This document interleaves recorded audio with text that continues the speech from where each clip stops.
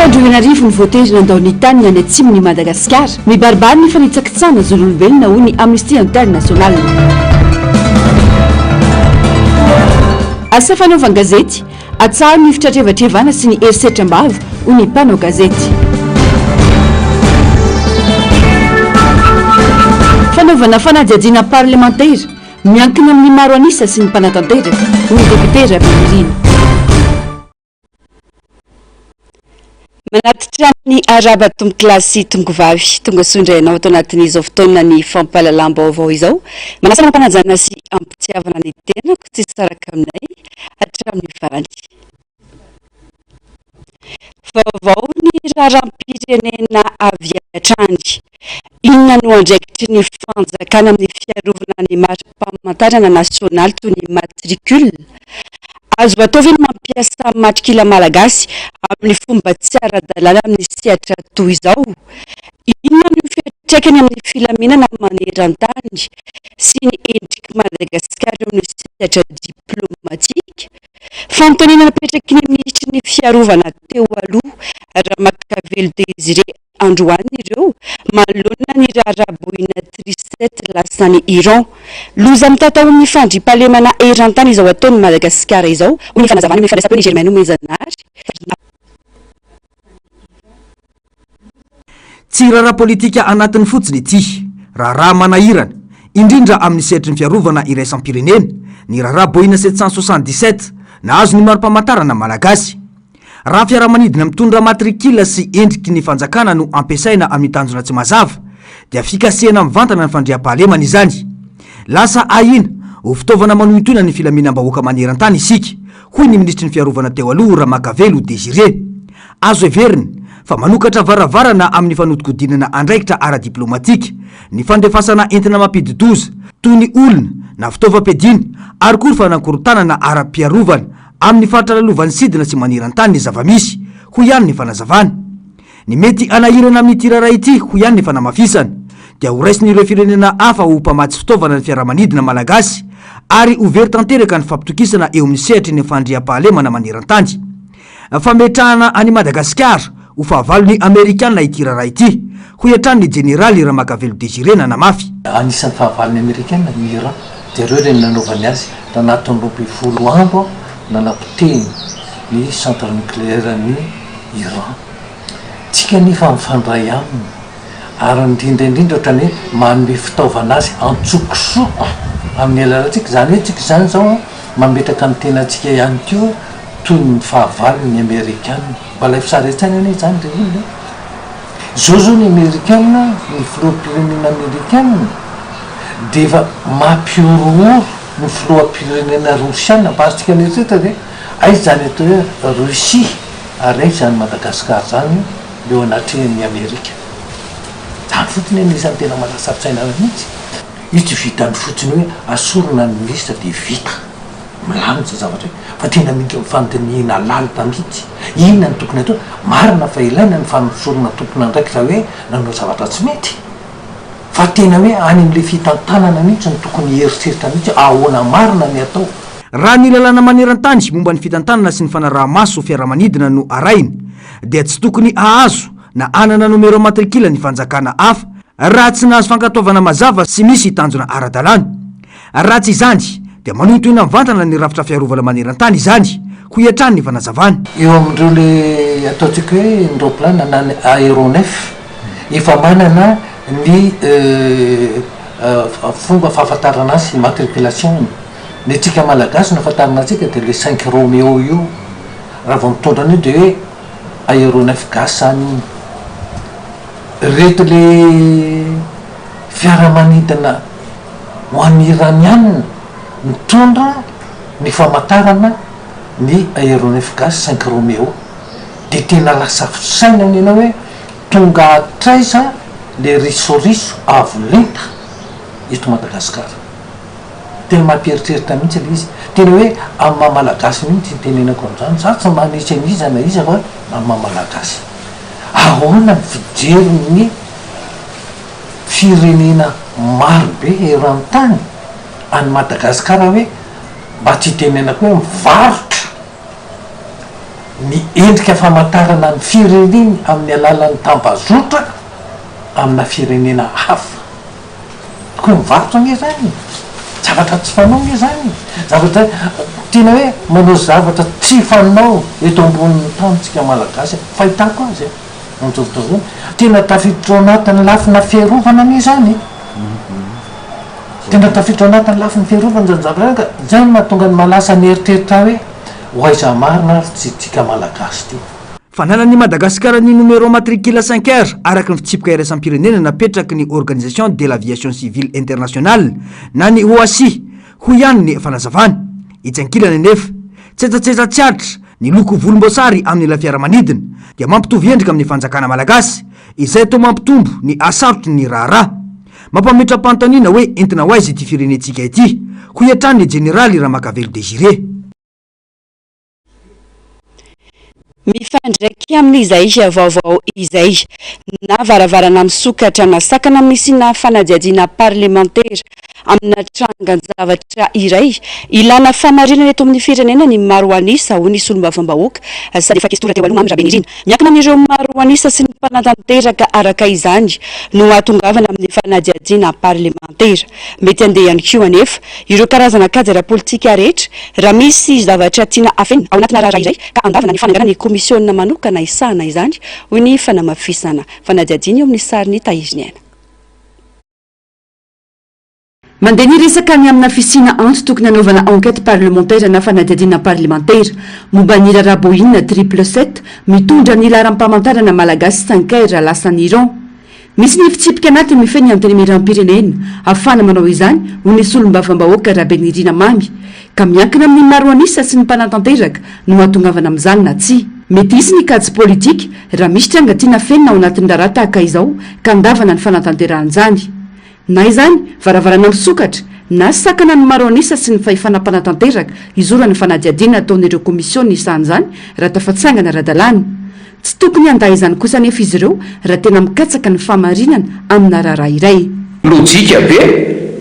raha ohatra ka tena te ahita ny marina tokoa ny fitondram-panjakana dia na manosika ny te anivony antenimiram-pirenena hanangana ny commission d'enquête parlementaire io na tsy manda ny fananganana ny enquête parlementaire io zay mety iengy avy aty anivony antenimiram-pirenena. Ny olana fotsiny dia zao raha misy zatra afenina zany any anananany tsy tiana apoitra dia hanana comportement tsy anaiky an'io ny sasany tsy anaiky ny hananganana an'io commission d'enquête parlementaire io fa io no ahitantsika hoe atraizany mangarahara eo amin'ny fitantanana ny firenena. Zavatra anankiray mety manelingelina ny sasany kio ho an'ny antenimiram-pirenena dia voalaza ao amin'ny règlement intérieur ny antenimiram-pirenena fa ao anatin'ny birao dia tsy maintsy biraon'ilay commission d'enquête parlementaire zany dia tsy maintsy misy na ny filoha na ny mpapakateny avy amin'ny mpanohitra. Fitaovana iray apetraka eo am-pelantanan'ny solombavambahoaka sy ny loha olona anampy amin'ny fitadiavana ny marina anampy ny fanao fanadihadiana eny anivon'ny fitsarana indrindra ny fahitany vahoaka ny rarana zava-mitranga misy rehetra ny fanadihadiana parlementaire. Ireo raharaha mbola tsy nandeha amina raharaha-pitsarana no azo anaovana ny enquête parlementaire.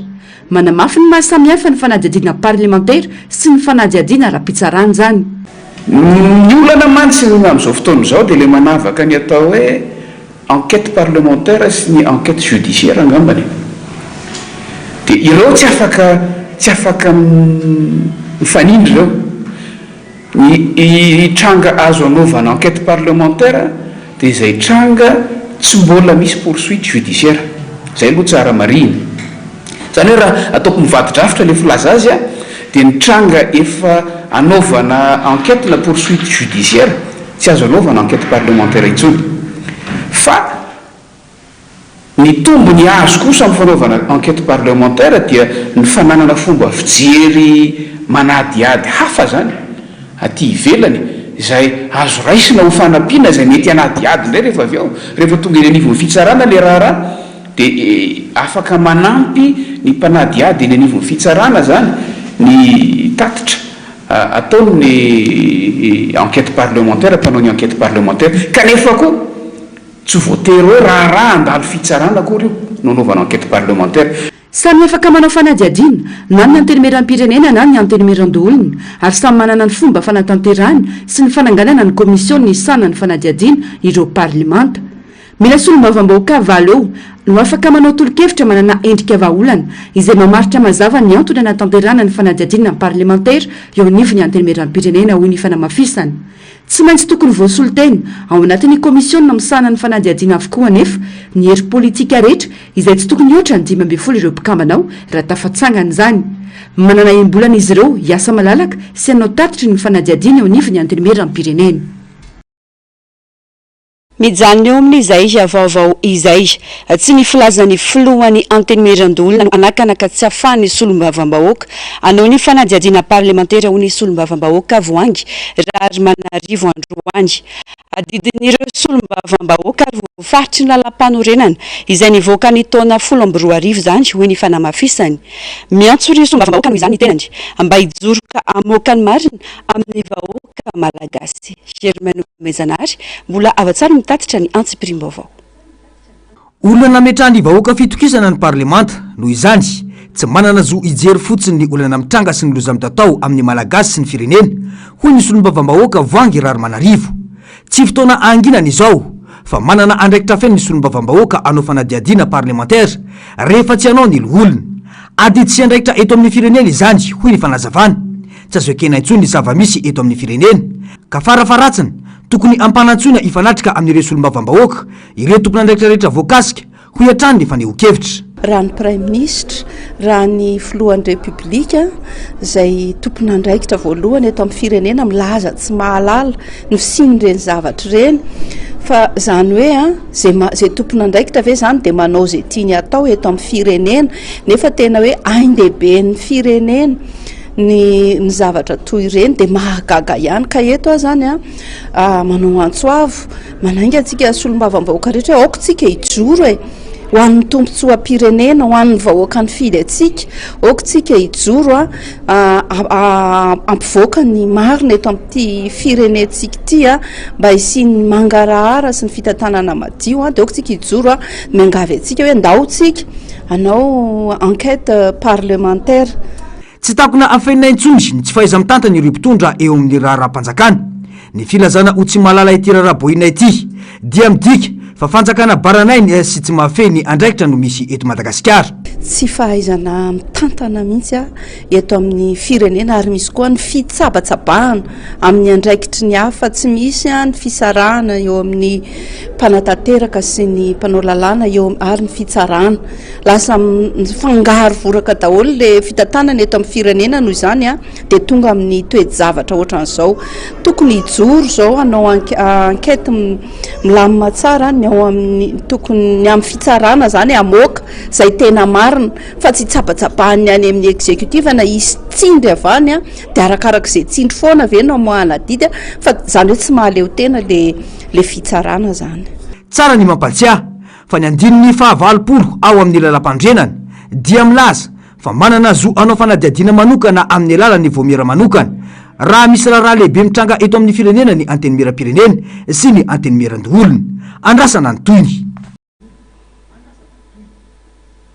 Lafombavao hafa kosa indray sesilany ary miamafy ny fanitsakitsana ny fahalalany asa fanaovan-gazety tato ato tamin'ity herinandro ity dia tranga tsy latsaky ny telo noseho teo ny tany Toliara fisamborana mpanao gazety roa nanao fanadiadiana momba ny basy Toliara ary ny fanderena azy ireo amafa ireo rakitsary tsy rakim-peo hotakalo ny famotsorana azy ny tetsy amin'ny 720 hektara mpanao gazety Amperina Sandaroana ary Vaomaly mpanao gazety nametraka fanontaniana ny arana famigy avingana fanazavana Narcisse Karazavy eo amin'ny sariny ny Artanjona. Mananjoa ametraka fanontaniana izay mifanandrify amin'ny tranga misy eto amin'ny tany sy ny firenena ny mpanao gazety iray ary ao anatin'ny asany tanteraka izany hita tato ato anefa fa manao sesilany ny fanitsakitsahana ny fahalalan'ny asa fanaovan-gazety raha tsy tanisa fa tsy ny tranga teny 67 hektara ny tany ato Masina ny tao Toliara sy ny teny anivony antenimieran-doolona samy tamin'ity herinandro ity avokoa izany rehetra izany azo atao ny mamaly ampanajana fijana ny mpanao gazety hoe tsy te hiresaka mikasika anatranga iray ho ny fanehoan-kevitra fa tsy voatery hanao herisetra ambava ka hitratrivatreva toy ireny java ny seho ireny. Matetika dia ny tomba ny fitondrana no sendrana fanontaniana tsy apoziny toy ireny dia lasa ny mpanao gazety no hianjadin'ny fitratreva-trevana herisetra ara-pitenenana moa zany ny filazan'izany amin'ny mpanao politika. Antsoafotsotra fotsiny ny ataoko hoe ny mpanao gazety dia manatanteraka ny asany toy ianareo mpanao politika, toy ianareo vahoaka, toy ny rehetra samy manatanteraka ny asany ihany. Mety hoe mpanao gazety avy amin'ny fanoherana izy, mety hoe mpanao gazety avy amin'ny fitondrana izy, amina mpampiasa zany mety hoe manohana amin'ny fanoherana na mpampiasa azy mety hoe manohana amin'ny fitondrana, fa ny mpanao gazety dia mpanao gazety amin'ny mpanao gazety azy mananjo ametraka ny fanontaniana rehetra izay manitikitika ny sainy ka tsy tokony any amin'ny mpanao gazety mihitsy ny fitratreva-trevana no mandeha na ny teny marary na ny teny masika fa azo atao ny mamaly ny mpanao gazety ampamendrehana na hoe tsy mbola te hiresaka an'izay zavatra iray ohatra, satria ny mpanao gazety mpavokasika manana fonofo toy ny rehetra ihany fa ny asany no tanterahany dia amin'ny mamaky aminazy tsy voatery hoe ny mpampiasa azy no maniraka azy avitraka ilay fanontaniana fa ny tranga misy sy ny fanarahana ny zava-misy andavanandro no manitikitika ny saina hoe tsara petraka ihany ty fanontaniana ity kanefa dia hianjadin'ny teny maharary sy ny herisetra ara-pitenenana tahaka ireny dia mampalahelo ihany hoe petraha ianareo amin'ny toerana. Ankoatra ny fifehezany fitondram-panjakana ny vaovao tsara ho fantatra manodidina ny tranga iray mahavoatotoana azy ireo lasa misalovana ny asa fanaovan-gazety ary mikendry ny baiko sy anory ny mpanao gazety amin'ny asany ihany koa ny olom-pirenena nambarany Posibest fa misy atrandry ny fanembatsembanana ny asa fanaovan-gazety atao anatin'ny 20 taona ny seharany tamin'ity asa ity saingy mbola tsy nahery vaika mihoatra noho ny tamin'ity fitondrana ity. Mila mijoro araka izany ny mpanao gazety mba hanatanteraka ny asany araka ny tokony ho izy sy hanaraka ny tandroasina sy ny manilasa ny asa fanaovan-gazety. Ato aloha dia tena hita mihitsy hoe nahery vaika ny fanohitohinana ny asa fanaovan-gazety, tsy ny fitondrana ihany no nanatanteraka izay fanohitohinana izay fa na ny salam-bavam-bahoaka aza dia manao azy avokoa satria misy an'ireny raharaha mafampana ireny dia saika misalovana ny asan'ny mpanao gazety avokoa ny olona rehetra, indrindra moa fa misy ny tambazora tserasera Facebook. Rehefa tsy misalovana ny asan'ny fanaovan-gazety ny ankamaroan'ny olona dia mipetraka toy ny hoe mpampiasa ny mpanao gazety mihitsy. Marina fa ny mpanao gazety dia toy ny hoe maso ivoan'ny vahoaka malagasy fa tsy hoe mpiasan'ny vahoaka malagasy. Tsy ny vahoaka zany manome andisy ny mpanao gazety ahafahany hoe mikaroka n'ilay vaovao hatrany amin'ny fotony mihitsy sy ny marina mahakasika ny tranga iray fa tsy hoe akory izay zavatra tenen'ny salam-bavam-bahoaka dia voatery ho marina avokoa na hoe tsy maintsy iny no tokony ho voizin'ny mpanao gazety. Toraka izany ihany koa no anivon'ny fitondrana dia tiany zareo fotsiny hoe izay zavatra tiany zareo tenenina sy izay zavatra tiany zareo voizina no voizina fa voasakatsakana mpanao gazety raha ohatra ka hoe anao fikarohana sy ilazany marina mahakasika anatranga iray. Raha oharina amin'ny zava-nisy tany aloha sady tsy teny hoe tsy misy an'izany tany aloha, ny mpitondra rehetra teto hatramin'ny nanaovanay gazety moa zany efa 20 taona tany hoany dia saika nanao an'izay avokoa. Misy hatrany ny hoe fanembatsembanana ny asa fanaovan-gazety saingy tsy mahery vaika loatra noho ny tamin'ity fitondrana ity zany. Araha tsy ahivina vao tsy ela noho ny antso sy nanameloka ny herisetra atao amin'ny mpanao gazety eo am-panatanterahana ny asa ny ho lavitry ny mpanao gazety mampatsiaha ny fanambarana izay nataony OGM fa adidy sy andraikitra avy amin'ny mpanao gazety ny maha-asa masina ny asa fanaovan-gazety iakina ny demokrasia ary zo fototra ny fahazahoan'ny olom-pirenena misitraka vaovao marina. Pejiny politika kosa indray atreto tsy tany fikasany fanjakana iroso amin'ny famerenana ireo fifidianana ho ben'ny tanàna izay nodidiny fitsarana fa tokony averina mazavazavy ihany koa mety risona amin'ny fifidianana izay ho lehiben'ny faritra na dia falazan'ny fitondram-panjakana fa tsy maintsy irisona raha ho an'ny commune dia misy akony ratsy eo amin'ny lafin'ny fampandrosoana eny fotony ny fito amin'ny tanàna olom-boatejy ny vondrom-bahoaka paritra raha ny faneho-kevitra nataona ben'ny tanàna iray androany Germaine Menjanary sy mbola afa-tsara. Raha tokony hodingana makany amin'ny fanamafisana ny demokrasia ifotony sy ny rafitra madio ara-pitantanana dia miditra amin'ny sehatra manjavonjavo sy mampiayay Madagasikara. Volana maro izay no lasa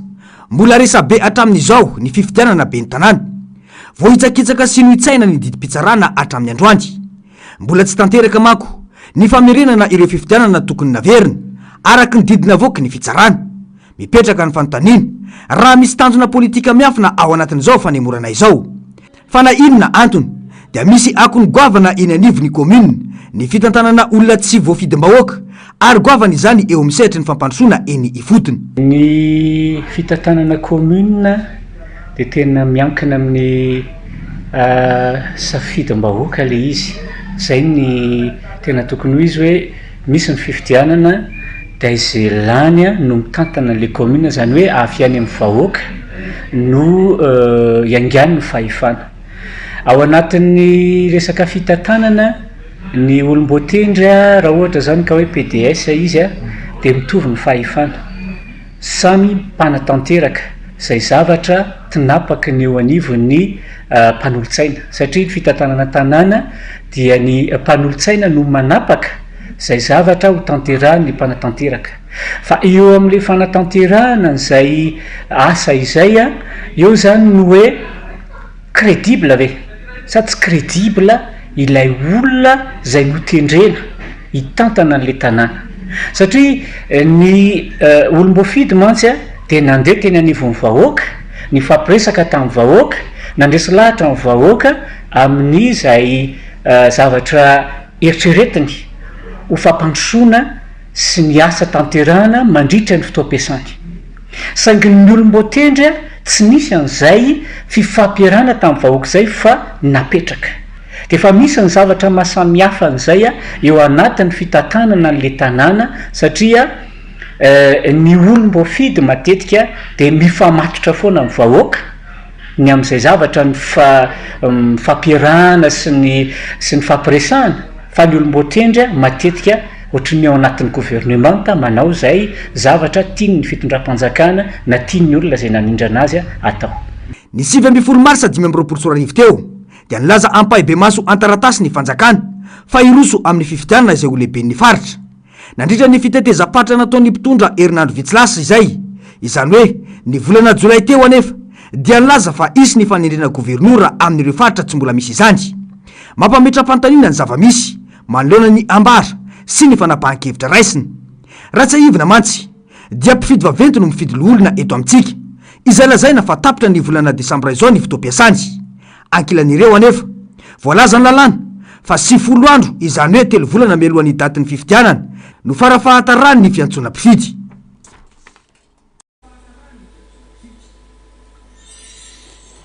Ao anatin'ny ezaka mitohizana mafisana ny demokrasia sy ny famarinana amin'ny fifidianana eto Madagasikara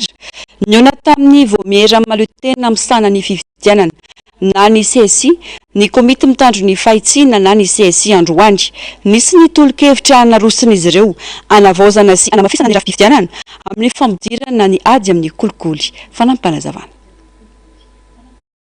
Tsy voafaritra mazava ny kolikoly amin'ireo tsy fanaran-dalàna mandritra ny fifidianana ka tsy afahany Bianco manao ny asany.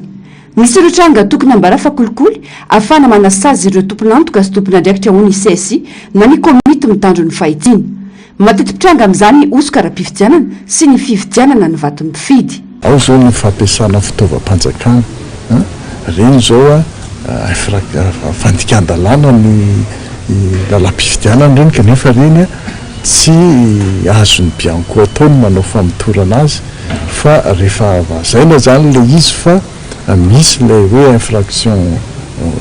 de corruption zany hoe voafaritry ny lalàna mikasika amin'ny ady amin'ny kolikoly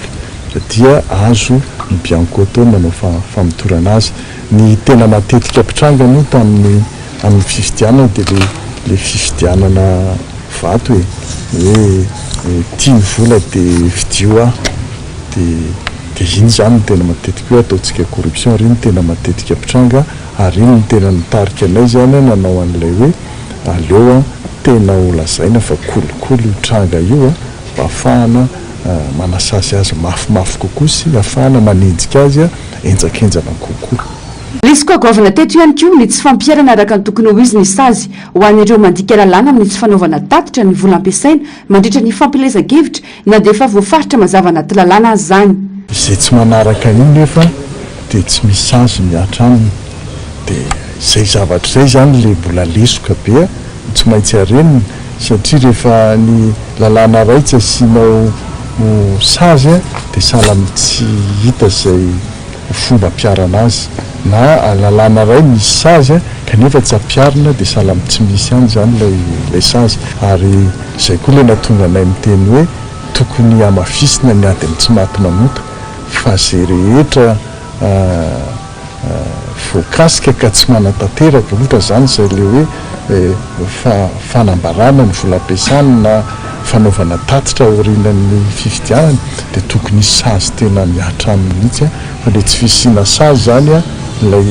no mahatonga n'ilay izy a mbola mitohy foana le fandikan-dalàna. Isan'ireo torokelitra narosiny CSI nanoloana ny CENI androany ny fanaovana arakajy mirindra ny lisy mpifidianana isoroany ireo endrika osika.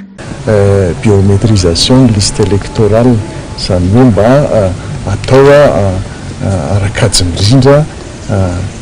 ny lista rehetrarehetra mba tsisy ny osika. Misy an'izay zavatra izay zany a injany teo lavilavitrezaka kokoa ary mifampiresanay tamin'ny filohan'ny CENI teo moa zany a fa misy miroso amin'izany digana zany ny CENI ary atsoatra azy zareo dia nilaza fa andeha nivelany any a akatraikefa amin'ireo firenena izay fa miroso amin'izany biométrisation ny liste électorale zany. Mitakifana voazana manoloan'izany ny fitamtanana ny fifidianana amin'ny fampidirana ny ady amin'ny kolikoly iantohana ny demokrasia sy ny fahamarinana. Nanolotra sozikevitra ho an'ny CENI ny CSI androany tolo-kevitra izay miompana amin'ny fanatsarana ny zotra-pifidianana mifantoka amin'ny fanoherana ny kolikoly sy anamafisana ny rafitra manohana ny demokrasia teboka fony ny nasongadin'izy ireo.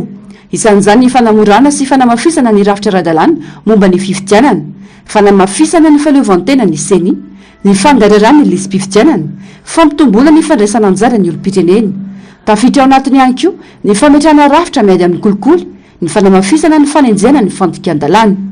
Tsy maintsy ampiarina ny sazy amin'ny fandikan-dalàna rehetra ary ampiarina amin'ny fepetra manamafy ny fanenjena amin'ny alalan'ny Bianco sy ny PAC hoy ny fanamafisana. Lafomba vao hafa tanteraka kosa indray mangataka ny ampitsaharana ny fitrandrana fasy mainty ao Toliary ny pasteur Edouard Tsarame androany mifaipaka tanteraka amin'ny alazainy mpitondra fanjakana ny fisiny tetika city any antoerana amin'izao fotoana azo atao ny manao fanadihadiana milamina sy mirindra amantarana ny hevitr'ireo mponina ny antoerana mahakasika io fitrandrana io fa tsy tokony ankerisetraka hiteraka fampiadiana ny samy zanaky ny faritra hoy ny fanamafisana. Atsika fanadihadiana mirakitra izay. Ady hatrany no mitranga ao Toliary amin'izao fotoana vokatry ny tetikasa basy Toliary tsy mitondra tombotsoa ho an'ny vahoaka io fitrandrana io na dia ampielezana azy fa anampy amin'ny fampandrosoana tsy hisy tombotsoa fa hiteraka savorivory sy ady an-trano ary fisamborana tahaka mitranga ao amin'ny faritra atsimo sy atsimo andrefana hoy pasteur Edouard Tsarame izay masikoro zanaky ny faritany Toliary ka antony mahatonga azy ny hitaky ny ampitsarana ny tetikasa aloha noho ny olana ra-piarahamonina aterany hoy ny fanazavany. Sady miconcerné ahy amin'ny zanaky Toliary ahy miconcerné ahy koa amin'ny mahamasikoro ahy raha misy tokony hilaza marary zaho anga manisa olona tena marary satria samy fianakaviana daholo na ny pomban'le base ny contrat ny base izay no antony itenenanay ankehitriny satria mieritreritra ny fitondram-panjakana fa misy tombotsoa ao anatiny dia tombotsoa ho aniza ary le ao la izahay masikoro concerné tompony le tany io ary tsy mahatsapa zany tombotsoa zay zahay ary gadraina zahay samborina dia tombotsoa aniza tadiavina io raha ohatra ka tombotsoanay le izy fa manino zahay no samborina raha ohatra ka tombotsoana izy fa manio zay ny gadraina olona omenao tombotsoa reny ady ao gadrainao zao tsy mbola ny tombotsoa mampiady fa au contraire ary ny tombotsoa mampiavao satria izay ny zavatra ilain'olo eto amin'ity firenena teny mitady ny tombotsoany ka zay fa mana faomena tombotsoa ndray fa ndia fa aza fitana amin'ny communication diso lay vahoaka aza mieritreritra vahoaka gegy fa tsy mety ady an-trano misy fifamonona no misy dia zany mety lajanao fa tombotsoa ka miangavy zaho eto voalohany tsy marina milazana fa misy tombotsoany ao anatiny tsy marina zany ajanony aloha io tetikasa io tena miangavy re ajanony io tetikasa io fa tsy mampilamina anay ary tsy hampiady anay samy zanaky toliara ka ajanony tena miangavy ajanonynareo aloha io raha tsy aiviny dia efa nisy ny fanoherana nataony mponina teny ifotony hatramin'ny taona 724 fony mbola toliara saintsa ity orinasa ity olana voalaza tamin'izany ny tsy fampandraisana anjara tamin'ny famolavolana sy ny fanekena ilay tetikasa tsy vitany hoe olana ara-tontolo ianana sy sosialy fotsiny no iadinkevitra amin'ny ity raharaha ity fa lasa sehatra iresahana ny lalàna sy ny zony malagasy amin'ny fitrandrana ny arena voajanahary ao aminy raha jerena amin'ny ankapobeny dia misy zava-misy mametraka fanontaniana ho aniza marina moa ny tetikasa goavana basy toliara ho iatrany paster Edouard Tsarame azo atao tsara ny miara-midinika mametraka fitsipika mazava ary manao fandiniana amin'ny fomba malalaka sy mangarahara amin'ny mponina rehetra alohan'ny anombohana na anoizana tetikasa tahaka itony fa tsy ekena ny fomba anerena sy ny fanampenam-bava atao amin'ny mponina ho iatrany ny fanazavana nanao ampamoaka mikasika ireo antandroy anarivony voatery nandao ny tany any atsimon'ny Madagasikara noho ny ahitany sikery mitoy ny fikambanana iray sampirenena Amnesty International atao anaty tranokalany zolombelona maro no vohitsakitsaka tanteraka ao anatin'ny ity tranga ity ho ny tatitra nataon'izy ireo tranga izay manamafy ny tokony isina fandraisana andaikitra maika amin'ny fanjakana malagasy sy ny iray sampirenena fanampanazavana miatrika krizy ara-tontolo ianana sy maha-olona tanteraky Madagasikara amin'izao ho ny fikambanana iray sampirenena momba ny zon'olombelona Amnesty International hatramin'ny taona 17 mahery ny sivialina ireo atandroy no voatery ny tsoka ny faritra androy faritra izay lasibatry ny tsy findrano karakaina ary tsy mamokatra intsony leo monina ny mponina ka voatery nanao dia anarivony kilometatra makany avaratra sady tsy nisy fanohanana no ny ana zavatsarotra toy ny herisetra fanararotana samihafa eny an-dalana sy ny asa mitery maro raha ny voarakitra tao anatin'ny tatitra nataony ity fikambanana iray sampirenena ity fa mandeha tongotra tsy misy vatsy tsy misy trano ivantanana ireo fianakaviana maro tsy vitso ny aran'ny fanararotana samihafa eny an-dalana misy mitsy azy ireo manome ny zanany ho ana-pamily hiasany amin'ny herintaona raha toa ka manaiky hitondra azy ireo hiazo any boeny ilay fiara natsikafy ny Amnesty International fa azo vosikajy ho fanitsakitsana ny zolombelona ity tranga ity ambon'izany teritery amin'ny fahafahany malagasy tompo-tanindrazana hivezivezy malalaka amin'ny taniny azo fari-piainana araka ny tokony ho izy no kian'ny Amnesty International ny tsy fampiny ny fandraisana andraikitra avy amin'ny fanjakana malagasy amin'ny fiarovana sy fanampiny ireo mponina analiny ireo mila mametraka paikady aingana ahafahana manalefaka ny vokatry ny an-tany any amin'ny tapiny atsimon'osy ihany koa ny fanjakana ho ny Amnesty International fa indohan-drara amin'izany ny fanetsehana ny loharanom-bola sy ny fanairana ireo mpiara-mobina antoka samihafa anefa ny adidiny manoloana ny fiovan'ny toetrandro izay efa metraka amin'ny vantana amin'ny vahoaka malagasy ho ny Amnesty International naseho androany mahazava-dehibe ny filan-kevitra ho an'ny toe-karena sosialy ary ny momba ny tontolo iainana ny CESE ho sehatra fampidinana amin'ny politika sy ny fampandrosoana lovain-jafy ny zaratra kefa ny solotena ny Nouvelle-Calédonie ny laza fa afaka manampy amin'ny fitoniana sy ny fanapa-kevitra iombonana ny CESE nandray anjara mavitrika ireo avy any amin'ny faritra sy ny mpiara-monina antoka manentana fiara-miasa amin'ireo firenena efa manana CESE ny fiarahamonim-pirenena tanjona ny ananganana ny CESE eto Madagasikara ho fototra iorena ny fanovana maritra Narcisse Karazafy ny ari-tanjona Zava-dehibe ny fandraisana anjara sy ny andraikitra iombonana eo amin'ireo antokon'olona maro atao ny fitondram-panjakana ny sehatra tsy miankina ny fiarahamonim-pirenena ary ny sindika amanoloana ny fifanakalozana sy ny fifampizarana traikefa amin'ny fametrahana sy ny fiasan'ny conseil économique social et environnemental na ny CESE avy any Nouvelle-Calédonie ny zara ny zava-bitany sy ny fahombiazany John Sten solitena ny CESE Nouvelle-Calédonie toy izay efa nataony tany la Frantsa, tany Maroc, tany Sénégal ary tao Nouvelle-Calédonie andriakina ny fampandrosoana lovainjafy ny CESE satria izy no sehatra ara-panjakana ifampidiniana amin'ny fomba lalina sy mahomby. Tsara marina ihany angamba mahafa kely an'io conseil économique social et culturel io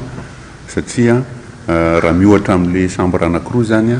izy dia rafim-pirenena tsy mpanapa-kevitra fa fankakevitra zay ny anankiray dia ny lafiny anankiray tiako mariana eto koa any ivelany dia tafiditra foana le resaka hoe tontolo iainana amin'ny anarany itsika zany mijanona eo satria ny voasoratra anaty lalapan'ireny hoe conseil économique social et culturel fa ny sasany ny Frantsa zao sy ny Maroc koa misy conseil économique social et environnemental le lafiny ana tontolo iainana tena goavana mihitsy eto amintsika ho an'ny Madagasikara zay manan-karena amin'ny resaka karazan-javaboary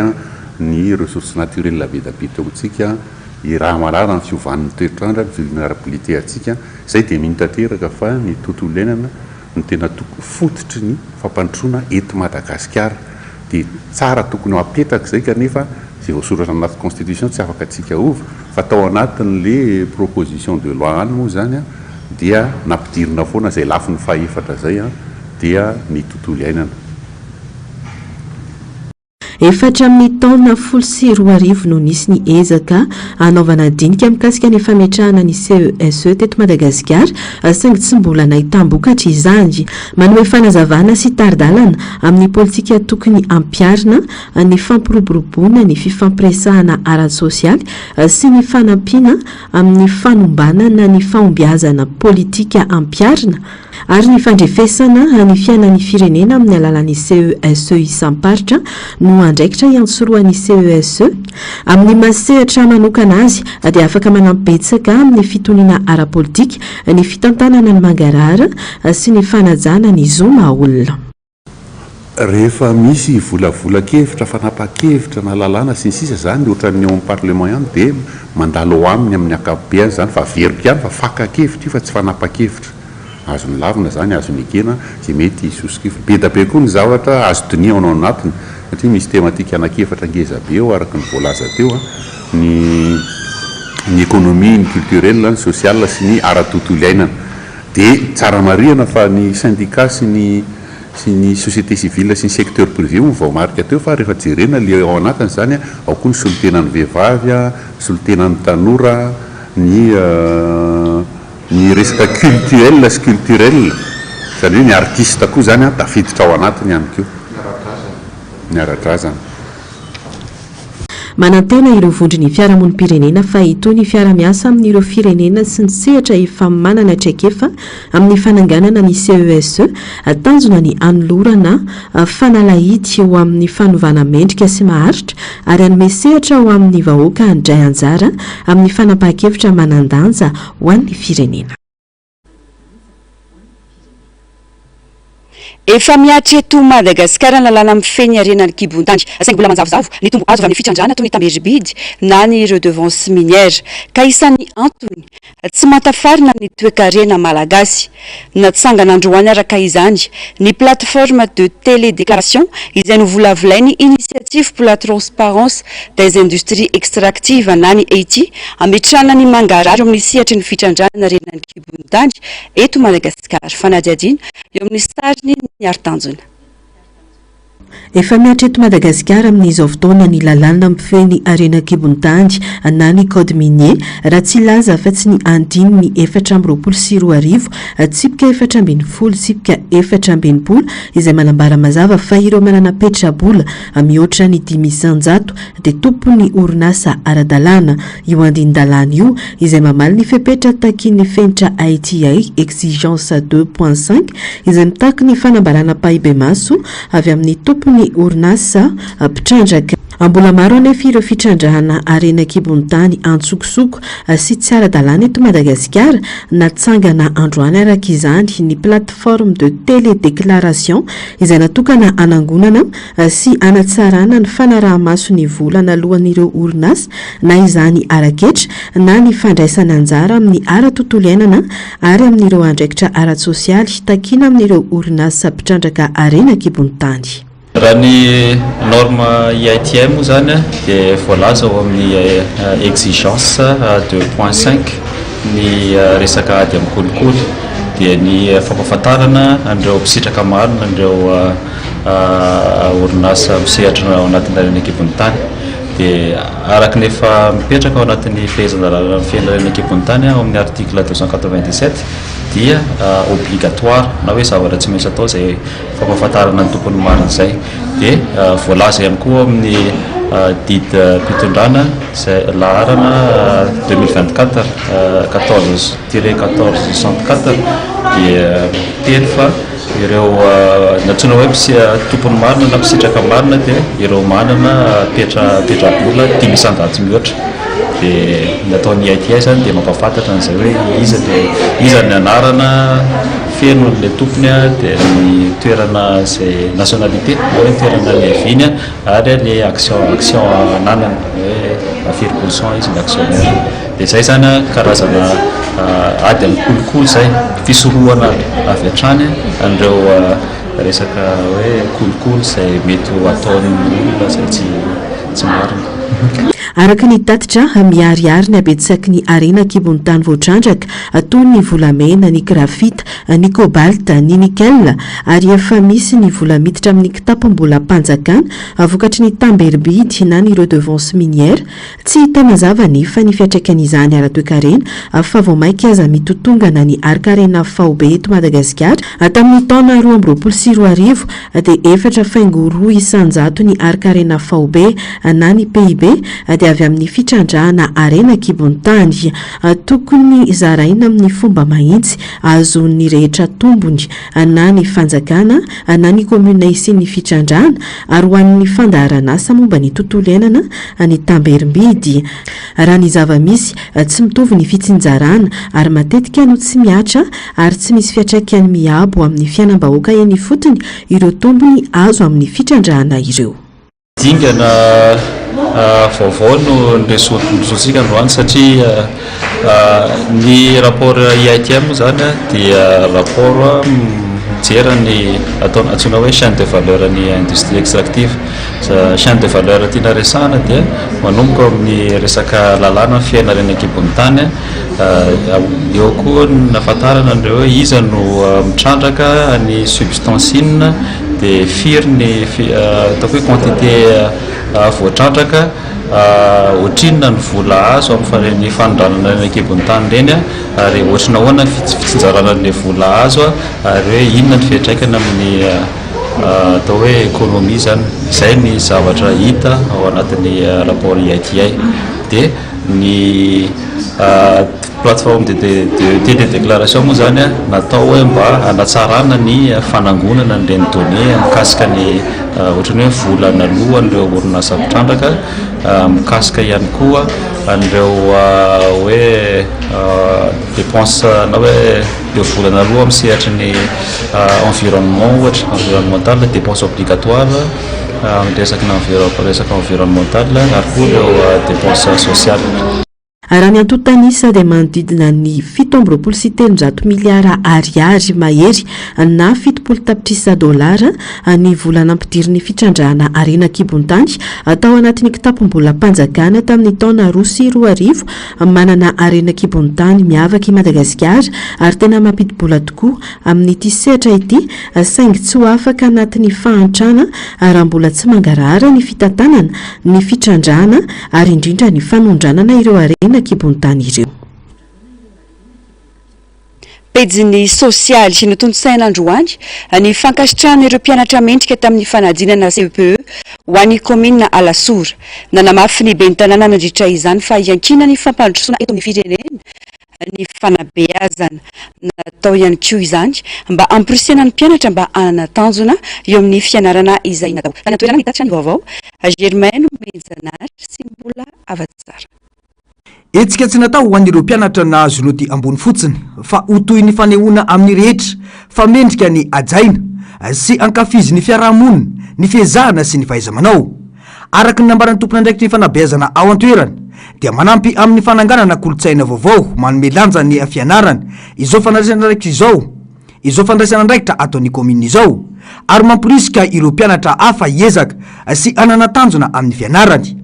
Anisan'ny fanalahidiny fampandrosoana maharitra eto amin'ny firenena ny fanabeazana ka isan'ny antony nanaovana vaindoandra raha izany hoy ny ben'ny tanàna nandritra ny fanazavany. Dia fanomezana mari-pakasitrahana aloha voalohany indrindra n'ireo sekoly izay nahatafavoaka mpianatra mendrika indrindra tao anatin'ny fanadinana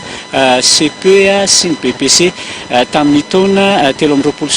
ary tamin'ity taona 5 ity zany. Dia eo ihany koa zany ny fanomezana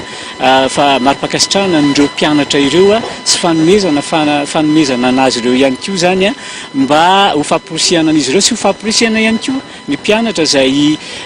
atao anatin'ny zapina Alasora zany hiezaka mba ahazo an'izay hoe mendrika indrindra amin'ny fanadinana izay atrehan'izy ireo zay. Ity moa zany mbola fanombohany ihany fa ny fanadinana baccalauréat mbola tsy nivoaka dia mbola isy ihany koa ny fanomezana ho an'izay mendrika indrindra tamin'ny fanadinana baccalauréat atao anatin'ny zapina Alasora. 19,5 angambany 7 ny lauréat tamin'ity taona 2025 ity ho an'ny CP 19,5 CP 19,5 ary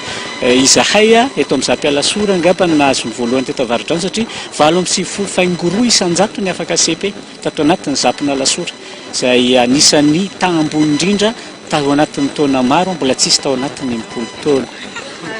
Tafiditra ao anatin'ny politika iankinany tanànany Alasora amin'ny fanohanana ny taranaka sy ny fanomezan-danja ny fahaiza-manao ary ny ezaka manokana ny fankasitrahana tahaka izao ho iantrany ny ben'ny tanàna. Rehefa maisimezaka ny ankizy dia anjarantsika olon-dehibe ny mankasitraka sy ny mampirisika azy ireo.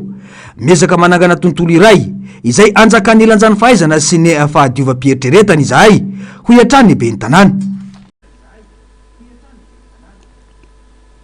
Maresaka avy any ivelany teraka tondradrano Matsiravina ny Rivodoza sy ny Orambe Sesta Obejin. Olona 470 no maty, 9 hafa mbola tsy hita popoka ary olona mihoatra ny 3 hetsy no voaterina afindra toerana. Simba tanteraka ireo trano sy foto-drafitrasa maro ka nanao hetsika famonjena goavana sy fanarenana aingana ny manam-pahefana hiatrehana ny vokatry ny loza tany an-toerana. Nanetsika miaramila sy mpamonjy voinanarivo ny manam-pahefana hanavitra olona sy hanarina aingana ireo faritra tena vomafy araka izao fanadihadiana izao. Nanomboka tamin'ny fotoana manokana ho fahatsiarovana ireo namoiny eny ny valan-dresaka nataon'ny manam-pahefana tao Beijing mikasika ny tondradrano Matsiravina ny tranga Tatoato. Tato anatin'ny volana farany dia nitombo 570 isanjato noho ny mahazatra amin'izao vanim-potoana izao ny rotsakorana tao Andrenivohitra Chine. Hatramin'izao olona 470 no voamarina fa namoiny ainy ary tsy mbola hita popoka kosa ny 9 hafa. Ankoatra ny fahaverezan'olona dia niteraka fahasimbana goavana ity loza ity. Distrika 70 sy tanàna kely miisa 12 sy 300 any amin'ny faritra avaratra be tendrombohitra no miara-pahavoazana. Mihoatra ny 3 hetsy ny olona trapasahiranana sy voaterina afindra-toerana ary trano 404 alina teo eo no simba tanteraka araka ny vaovao. Nahazo fampitandremana mena ny tanàna ny sabotsy alina fotoana nahatongavan'ny Orambe tampoka. Tonga dia natsangana avy hatrany ny paikady famonjena. Mihoatra ny 4,000 sy 1 hetsy ny olona nafindra toerana ary tsy niandrasana ela ny fitsaboana irana ratra. nametraka fepetra iarahany tafika sy ny sivily Beijing ka miara-mila mpamonjy vola ary enjeliramboatra ny 4,000 no nalefa miaraka amin'ny fitaovana mavesatra anatanteraka ny asa famonjena sy fanarenana. Tanjona lehibe ankehitriny ny famerenana aingana ny asa fototra efa tafapetraka amin'ny ankamaroan'ny vohitra voakasika ny fisorohana ny fahatapahan-drano, efa tafaverina amin'ny atsasaky ny faritra ihany koa ny herinaratra ary miarina tsikelikely ny serasera an-tariby. Vinavinain'ny manam-pahefana fa ho tafaverina tanteraka ny lalana, jiro, rano ary tambazotra fifandraisana amin'ireo faritra voamafy, indrindra manomboka rapetso asabotsy. Raha tokony niatra tamin'ity andro ho an'ity ny abatseranana vaovao napetraka Etazonia ho an'ireo firenena mpamonjena entana any an-toerana dia namoaka mpanjakana ny Maison Blanche Alina nilaza fa hemotra amin'ny 7 Aogositra ny fampiarana abatseranana amin'ny fanondranana entana. Miteraka fisalasalana maro ny fanapa-kevitra izay lazaina fa iarovana ny tombotsoa-barotra Etazonia. Ahina izy fitraikany lehibe amin'ny toe-karena maneran-tany sy ny vidim-piainana izany izao fepetra ara-barotra napetraky ny Amerikanina izao fanadihadiana. Nosoniavin'i Donald Trump maly ny didim-panjakana ho fampiarana ny abatseranana izay hanomboka hiatra 7 Aogositra ho avy izao amin'ireo vokatra mondrana ny Etazonia. Tafiditra ao anatin'ny paikady no fiarovana ny toe-karena Amerikana ny fepetra io. Tanjony ny hanamafy ny tombotsoan'ny Etazonia amin'ny fifanakalozana ara-barotra. Maro anefa ireo miahiahy fa vao maika anankorontana bebe kokoa ny toe-karena ity fanapa-kevitra ity. Etsy ankilany datra ihany koa ny gouvernemanta fa nampy 90 andro amin'ny fampidinihana amin'ny Meksika. Manoe izany fa mbola mitady vahaolana ampirahalaina amin'ireo firenena sasany Etazonia. Na izany azy, baribary sady mivokatra ireo fepetra niraisiny eo amin'ny sehatry ny ara-toe-karena. Mieritreritra ny hampiakatra ny vidin'entana sy ny sandany famokarana ireo orinasa sy mpamokatra na ao an-toerana na ny any ivelany. Diak'izany fa mety hiakatra ihany koa ny vidim-piainan'ny mpanjifa. Manakihana ity fanapa-kevitra ity ireo mpitsara ambony Amerikanina ary misalasala ny amin'ny maharadalany rehetra vaovao ireo. Ho raha maso akaiky arak'izany ireo fiovana isy amin'ny fifandraisana ara-toe-karena maneran-tany. Na izany na tsy izany, raha natotaly dia nioatra ny 7.20 miliara dolara ny vola niditra tamin'ny Etazonia hatramin'ny volana Aprily 2022. Raha 7.70 miliara dolara zany ny taona 2022. Arak'izany dia nampitombo ny vola miditra amin'ny kitapom-bola Amerikanina ny ady ara-barotra nataon'i Donald Trump. Ny volana Jona lasa teo dia nitombo avy efatreny ny vola niditra tamin'ny alalan'ny abatseranana. 9.20 tapitrisa dolara mahery izany raha 3.20 tapitrisa dolara latsaka izany nandritra ny 3 volana voalohan'ity taona ity. Araka ny tombana dia mbola hitombo ny vola amin'ny Etazonia fa nambony Donald Trump raha teo ny amerina ny Etazonia ho firenendehibe sady manan-karena indray. Raha ny fantatra 20 ireo firenena mpiara-ny Etazonia ny abatseranana vaovao ka ny 7.20 amin'ireo dia eo anivon'ny vondrona Europeanina. Eo anelanelany 1.20 hatramin'ny 50% ny abatseranana ho amin'ireo etam-barotra arakaraka ny fiaviany.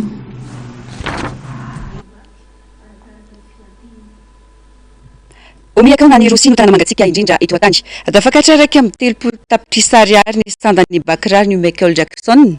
ary biby manirery kamo indrindra ny paresseux any ka tsy mivoaka izy raha tsy indray mandeha isan-kerinandro. Ireo no afakely famizarany sara anjaratina amintsika atao anatin'ny ity fanadihadiana aminaraka ity araoary.